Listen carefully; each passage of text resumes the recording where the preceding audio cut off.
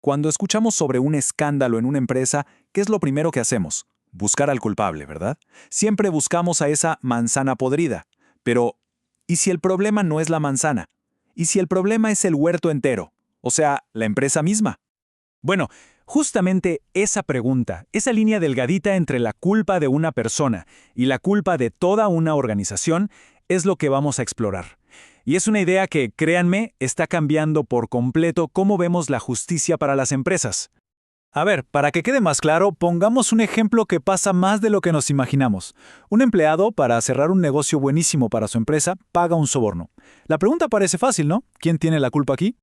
Y claro, lo primero que se nos viene a la mente es el empleado, él pagó. Pero miren, los expertos en criminología empresarial dicen que eso es solo lo que se ve por encima, la punta del iceberg. Lo que de verdad importa es todo lo que está pasando por debajo, en la estructura de la empresa. Y ahí es donde la cosa se complica y se pone buena. Entonces, para entender cómo una persona, digamos, normal, una buena persona, termina haciendo algo ilegal en su trabajo, no basta con mirar la manzana, no. Tenemos que ir más profundo. Tenemos que analizar el suelo de ese huerto, o sea, la cultura y la estructura de la empresa. Y las investigaciones nos muestran que hay como 3 grandes factores dentro de una compañía que son el abono perfecto para que pasen estas cosas. Son elementos que hacen que tomar una decisión ilegal no solo se vea como una opción, sino que hasta parezca lo más lógico del mundo en ese momento. El primero es la complejidad de la organización. A ver, imagínense una multinacional gigante. Es un laberinto, ¿no? Departamentos, filiales en otros países, jefes de jefes. La responsabilidad se divide tanto, se fragmenta tanto, que al final nadie siente que la decisión es suya. Se pierde, se diluye en toda esa estructura. Y esto es peligrosísimo, porque se crea una desconexión total. Piénsenlo. La persona que ejecuta la acción, que suele ser un empleado de un nivel más bajo, está a años luz de quien tomó la decisión allá arriba. No solo en la jerarquía, sino moralmente. El que hace y el que piensa están en 2 planetas distintos. La acción y la responsabilidad se separan por completo. Luego está la presión jerárquica. Ojo, no es que la gente obedezca como un robot, ¿eh? Es algo mucho más sutil. Los estudios hablan de una adhesión comprometida. O sea, los empleados se ponen tanto la camiseta de la empresa, creen tanto en los objetivos y en sus jefes, que la lealtad a la compañía, empieza a pesar más que la lealtad a la ley. ¿Y cómo vive uno con eso? ¿Cómo duerme tranquilo después de hacer algo así? Bueno, aquí entra en juego algo fascinante, una especie de gimnasia mental. Son las llamadas técnicas de justificación, básicamente trucos que usamos para neutralizar la culpa. Y son las clásicas, seguro las hemos escuchado. Primero, negar la responsabilidad, el famoso yo solo seguía órdenes. Después, minimizar el daño. Bueno, tampoco fue para tanto, nadie salió herido, sobre todo si es un tema de dinero.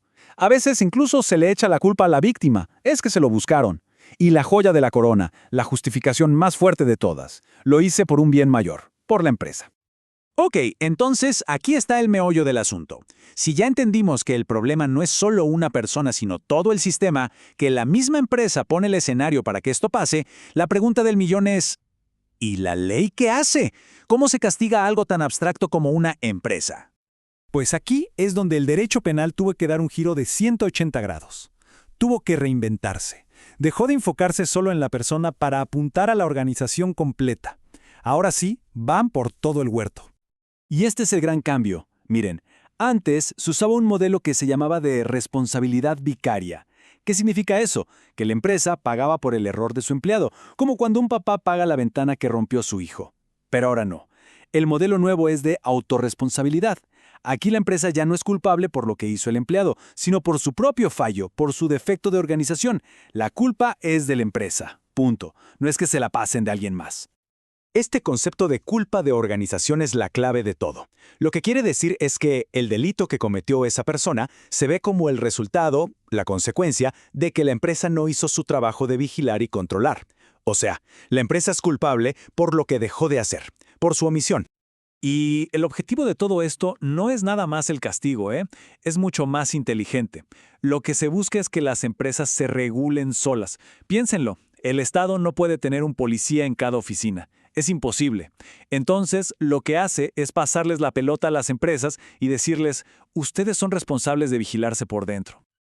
Ok, muy bonito en teoría. Pero en la práctica, ¿cómo funciona eso? ¿Cómo se obliga a una empresa a cuidar su huerto? Bueno, la respuesta está en los famosos programas de compliance o de cumplimiento. La ley ahora exige que las empresas hagan la tarea. ¿Cuál tarea? Primero, que hagan un autoanálisis y vean dónde están sus puntos débiles, sus riesgos. Segundo, que creen reglas y controles para manejar esos riesgos. Y tercero, que nombren a alguien, un encargado de prevención, que sea como el vigilante de que todo esto funcione. Y aquí está el remate final. El delito para la empresa ya no es solo el soborno o el fraude en sí. No, el verdadero delito de la empresa es no haber tenido un sistema para evitarlo. Es haber fallado en su deber de vigilar. Su culpa, en resumen, es no haber prevenido. Como vemos, el cambio es de la noche al día. Pasamos de un modelo que reaccionaba tarde, que iba a buscar a la manzana cuando ya estaba podrida, a uno que busca prevenir. Ahora la ley exige que las empresas se preocupen por tener un huerto sano desde el principio. Pero claro, queda una pregunta flotando en el aire, ¿no? Todo este sistema de reglas, de controles, de reportes, ¿de verdad está logrando que las empresas sean más éticas? ¿O simplemente las está volviendo más expertas en aparentar que cumplen las reglas solo para evitar el castigo? Ahí queda la reflexión.